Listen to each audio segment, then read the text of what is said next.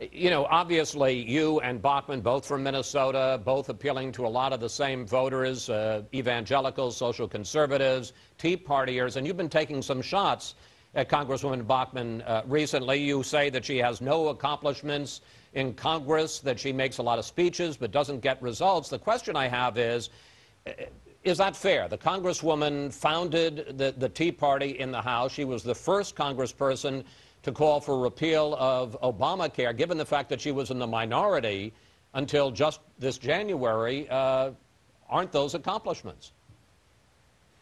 Well, a couple of things. One is I think I'm unique in the race in that I can unite the whole conservative movement. It consists in part of economic conservatives, social conservatives, libertarian and Tea Party conservatives, and a few more.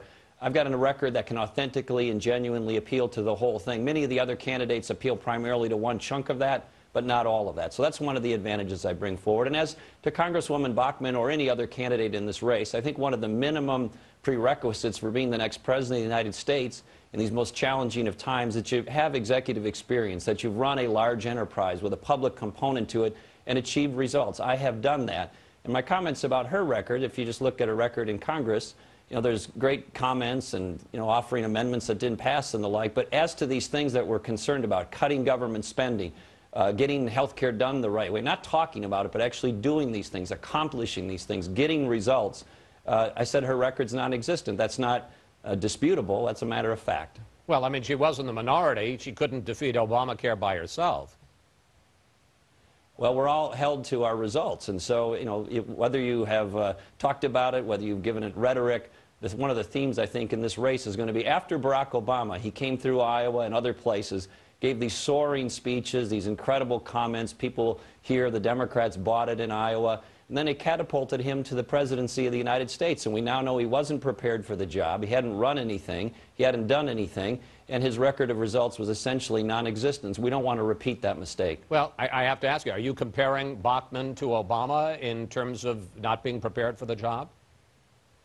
Well, again, whether it's any candidate, I don't think it's unreasonable or inflammatory or even disputable to say that the next president of the United States should have executive experience with results, running a large enterprise. I have that kind of experience. It's one of the strengths I bring to the race. Well, let's talk about your record, because the Congresswoman has fired back at you. She says that you were a big spender, big government, compares you to Barack Obama, and says that you left a $5 billion budget mess in your state, which is one of the reasons that we had this shutdown in Minnesota. Well, look, my record in Minnesota is one of the best of any governor in the country. The Cato Institute, which is a libertarian grading organization, gave only 4 governors in the country an A grade. I'm one of those 4, and the other 3 aren't running for president. Anybody who looks at my record of taking spending from historic highs to historic lows, appointing conservative justices, health care reform the right way, public employee compensation reform before it was cool and popular, and on down the list, everything that Republicans are talking about needing for the country to need, I've actually done, Chris. So I don't just flap my jaw. I don't just say maybe I'll do it someday. I don't talk about the hopes of getting it done. I've done it under difficult circumstances in Minnesota. And my record, look, I've been in the battle. I got a few battle scars like everybody does, but my record is one of the best, maybe the best of any governor in the country.